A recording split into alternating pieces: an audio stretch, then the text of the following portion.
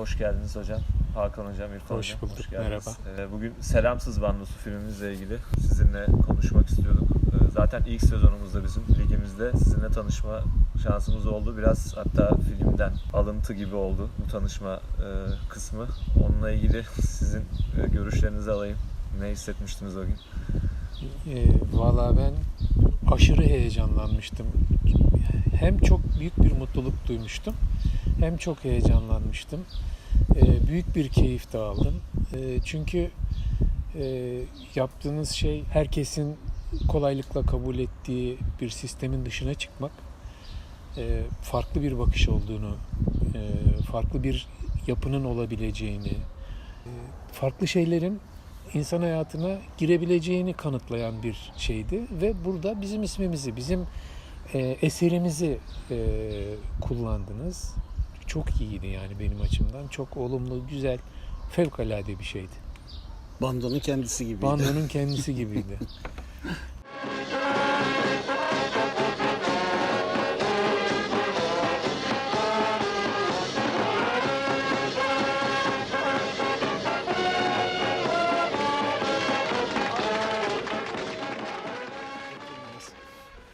Önümüzde duran Tarih ve Toplum dergisiyle ilgili ben filmin ilham kaynağı olduğunu öğrendik. Bununla ilgili sizin, yani filmin çıkış noktasıyla ilgili biraz sizden duyalım. Filmin çıkış noktası o zaman adı Ankara Üniversitesi Basın Yayın Yüksekokulu olan okulumuzda Ergun Kocabıyık diye bir Akşehirli arkadaşımız vardı, sınıf arkadaşı.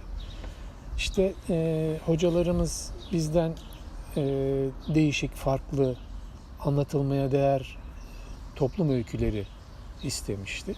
Biz de aramızda konuşurken Ergun dedesinin esnaf bandosunda klarnet çaldığını söylemişti. Dedesinin Akşehir'de esnaf bandosunda klarnet çaldığını söylemişti. Önerdim, böyle bir hadise var diye. Kıymetli hocamız Mete Tunçay, o çok güzel dedi, hemen gidip yapın dedi. O esnaf bandosunu oluşturan kişilerle birebir görüşmeler yaptık. Onlardan malzeme topladık. Oradaki resmi kişiler bize hiç yardımcı olmadı, bir fikir vermedi, kapısını açmadı ama hemen hemen bütün esnaflar neler yaşadığını, nasıl yaşadığını, ne olup bittiğini, o günleri, bu günleri güzel güzel anlattılar. Sonra geldiğimizde Ergun'la oturduk, bu yazıyı yazdık. Akşehir Esnaf Bandosu. Aradan kısa bir zaman geçtikten sonra İstanbul'a gelmiştim. TRT'de çalışıyordum. Aynı zamanda dışarıdan bir şeyler yapıyorduk. Kısa zaman dediğimde herhalde bir seneyi falan geçmiştir. 1-2 sene sonra oldu bu. Bir meyhanede yazar dostumuz, yine o aynı okuldan İlhami Algör, omzuma dokundu ve dedi ki dostum senin yazın film olacak gibisinden bir şeyler söyledi. Öyle bir müjde verdi. Bu fikri önce tabii iletişim yayınlarına danıştım. O gayet mümkün, olur, bizim açımızdan bir sakınca yok dediler. Sonra Hakan Bey'le beraber kalıyorduk o zaman. Onunla paylaştık ve Nesli Çölgeçen'le çalışmaya başladık. Bu bir belgesel film olarak çekilseydi belki Akşehir Esnaf Bandosu'nun kuruluş ve nasıl o dönemde işlevsel olduğu üzerine bir şeyler yapılırdı ve oradaki görsel malzeme, oradaki tanıklıklardan yararlanılabilirdi.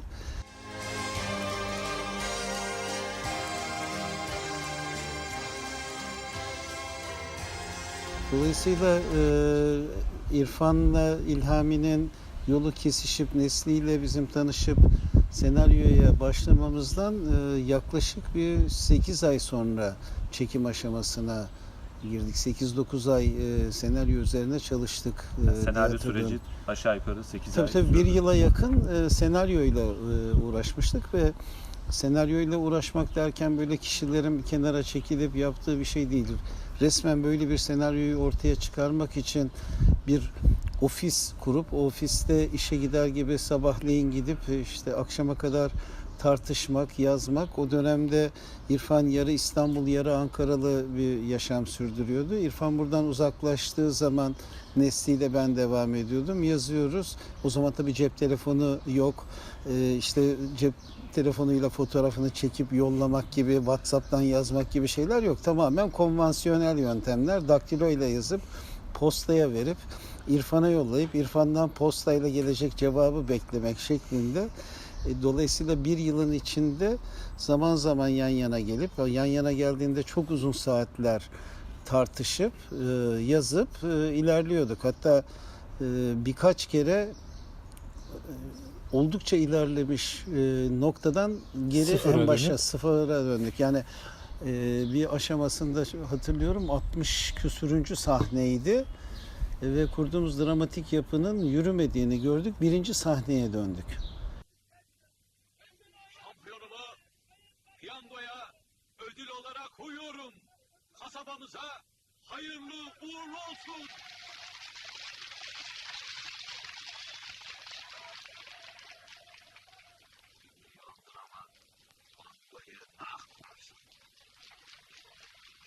Ben bu bando şefinin hikayesini 5 kere mi 6 kere mi ne karakter hikayesi olarak yazdım. En son işte 40. 50. sayfasındayken filan benim hikayelerimin hiçbirinin bir işe yaramadığını fark ettik. Çöpe attık onu. Ve doğrudan doğruya kurduğumuz yapının en akıcı bir şekilde nasıl gidebileceğini düşünerek, en ekonomik bir biçimde nasıl gideceğini düşünerek, ki burada bahsettiğimiz ekonomi daha sonradan kendini filmin yaklaşık olarak 1/3'ünün atılmasıyla tekrar hissettirdi. Yani çok ciddi sahneler çekildi, çok emek harcandı ama bunların önemlice bir kısmı kullanılmadı bile. Bunun kararını da bir duayen olarak Ertem Eğilmez vermişti. Yani film duruyor, film akmıyor, film sekteye uğruyor, burası çelişiyor filan gibi şeylerle ciddi bir kısmı, ama netice itibariyle Selamsız Bandosu Türk sinema tarihine bir şekilde girmiş oldu. Evet. Şimdi Akşehir'deki model Türkiye'nin pek çok yerinde o sırada yapılmaya çalışılan bir model. Cumhuriyet yeni kurulmuş, bazı kurumlarla beraber bir modernleşme hamlesi. Dolayısıyla her yerde küçük küçük bu tür hareketler var. Devlet tarafından yönlendirilen iki alan özellikle öne çıkıyor: spor ve müzik.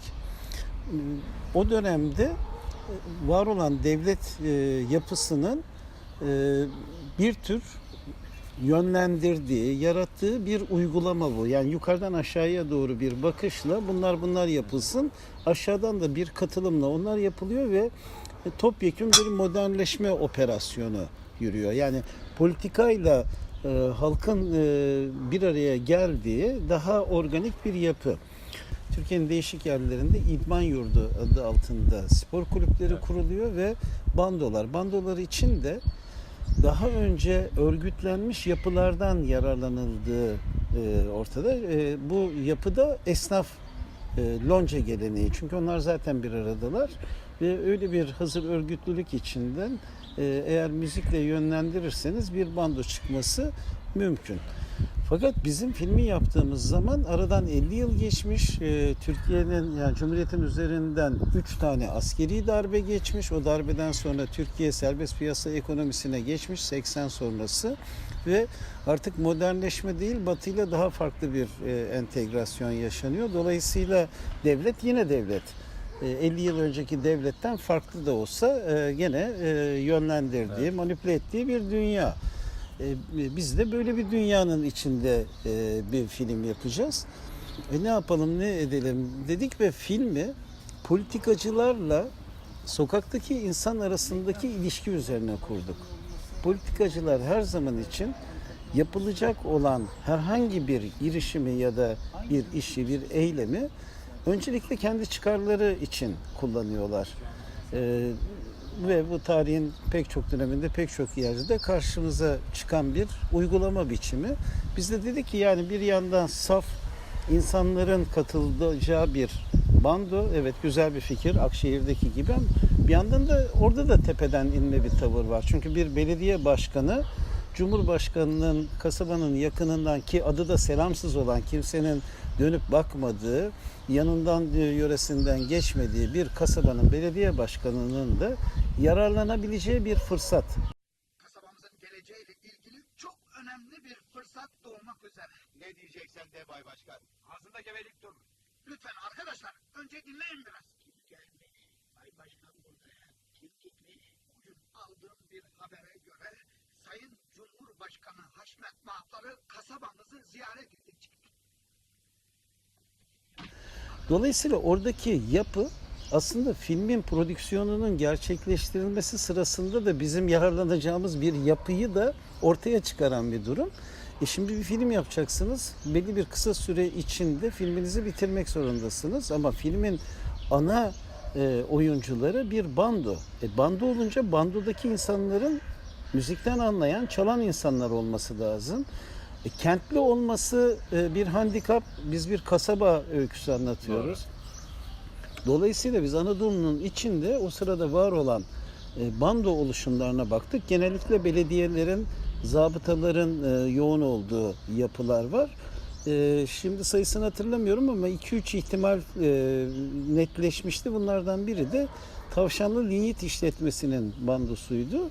O bilgi dahilinde Tavşanlı'ya ön araştırma için gidildi. Oradaki bandonun yapısı görüldü. Böyle bir iş için onlar ikna edildi. Lokasyon olarak da bizim Selamsız bandosuna, Selamsız kasabasına çok benzeyen bir yerdi. Parçalar Yoksa halinde. Tavşanlı bayağı gelişmiş bir yerdi yani. Ama mahalleler var, sokaklar var. Benzersiz yani. O kadar güzel ki sokak sokak dolaştık Hakan'la. Fotoğraflar çektik. Elimizde böyle şeyler, notlar. Hangi sahnede ne lazım, nasıl bir şey lazım, nasıl bir ev lazım falan. Millet yadırgayarak bakıyor orada, bir şeyde, ilçede olsa, kocaman bir yerde olsa yadırgıyorlar ya, bunlar ne yapıyor, yıkmaya mı geldiler filan diye. Yanılmıyorsam bir hafta kadar kaldık orada ve mekan Vallahi saptadık. İrfan neredeyse 40 sene oluyor. 40 sene oluyor.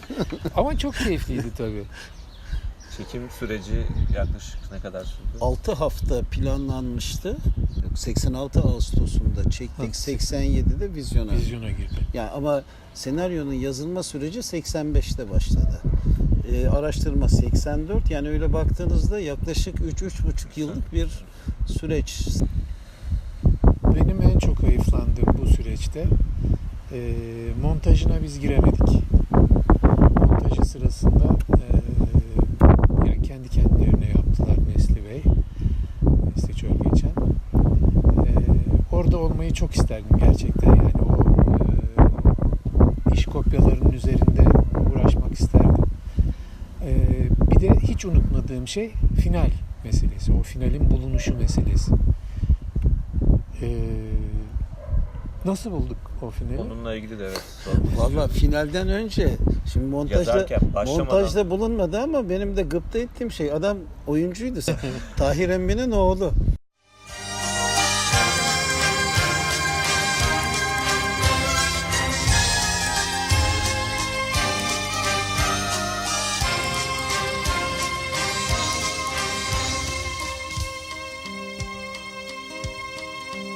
Final aslında daha baştan belliydi.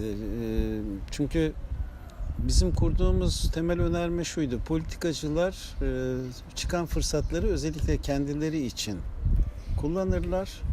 Halkı da peşlerinden sürüklerler. Ama bu fırsat her zaman onların istediği gibi gelişmez. Halk onların arkasından da bir şekilde trompet çalmayı bilir diye, hani temel çıkış daha hani Aralık ayının defter notlarında hatırlıyorum, böyle bir giriş cümlesi yazmıştık.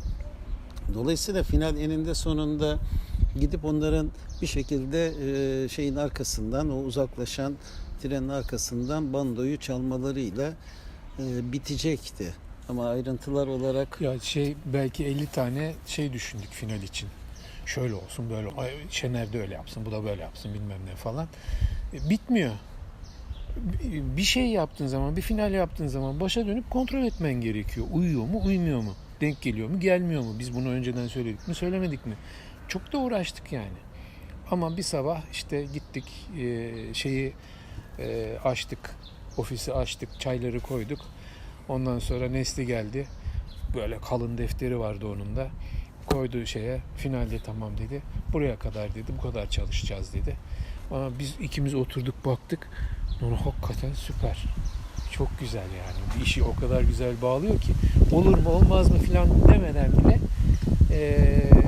finali benimsedik. Çünkü hakikaten hayatta öyle oluyor.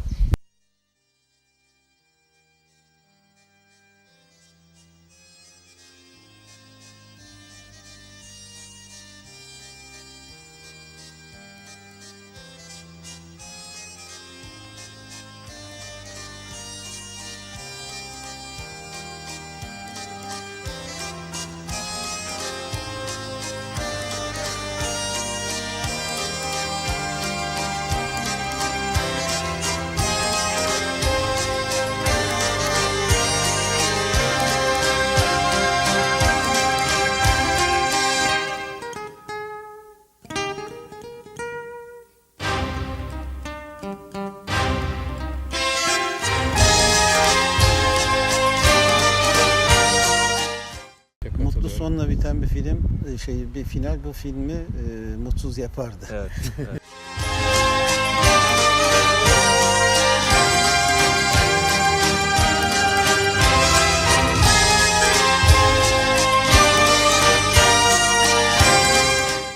Bununla ilgili hocam siz kas seçiminde bir etkiniz oldu mu, yoksa aklınızda başka bir şey var mıydı? Ya şimdi aslında sonuçta bu Arzu film ortamında gelişen bir iş olduğu için ve Arzu filmin daha önceki deneyimlerine baktığınızda zaten oyuncu fabrikası olan bir yer ve biraz Hollywood'un star sistemine benzer bir yapı var. Orada da Arzu filme bağlı olarak çalışan ya da Arzu film ekolünde olan insanların birlikte çalıştığı oyuncular. Dolayısıyla ilk kaynak onlar. O anlamda Şener Şen ismi en başından itibaren belliydi. Ama film iki ana karakter üzerinden gidiyor. Belediye başkanı ve bandonun şefi. Bandonun şefinin kim olacağı özellikle çok ciddi sıkıntıydı. Çünkü esnaf bandosu zaten var olan bulunacak olan bandodan seçilecekti. Onların rolleri çok büyük roller olmadığı için o bir şekilde baş edilir vaziyetteydi ama özellikle belediye başkanı, bando şefi, rakip olan Tahir Emmi ve Hasibe rolündeki kadın, yani 4 temel karakter. Onlar için baştan dediğim gibi Şener'e kafamız çok yatmıştı ki bana göre o filmin belediye başkanı değil de keşke şefi Şener Şen olsaydı diye sonra çok hayıflanmışımdır. Çünkü o şefi çok kolay bulamadık. Yani inanılmaz araştırmalar yapıldı ve en sonunda gene Ertem Hoca'nın sayesinde Ali Uyandıran da o zamana kadar hayatında bir iki kere kamera önüne geçmiş birisi ve adam ilk defa sinema filminde oynadı ve bana göre başrolü oynadı. Evet. Yani o film temel karakter olarak bando şefinin üzerinde bir filmdir ve bence belediye başkanı ikinci kalır. Çünkü temel çatışmaları açan, geliştiren, çözen o karakterin yani film etrafında. Başkanla da açılıyorsa daha Tabii, sonra şefe taşıyıcı doğru karakter şef ve onun üzerinden gidiyor. Evet. Doğru. O anlamda da yani gene Arzu filmin pek çok filminde yer alan insanlar. Mesela bunların içinde Uğur Yücel ilginçtir. Uğur Yücel özellikle şefi oynamak için kapıyı çok aşındırmıştı ama yaşı ve fiziki yapısı bir şef deneyimini karşılamayacak durumdaydı. Hatta böyle saçımı beyaza boyarım, suratımı onu yaparım filan. Makyajla kapatabilir miyiz? Ama olmamıştı. Bu da Uğur Yücel'in aslında sezgilerinin ne kadar ileri olduğunu gösteren bir şey. Hakikaten o filmde oyuncu olarak insan herhalde en çok şefi oynamaktan mutlu olurdu diye düşünüyorum.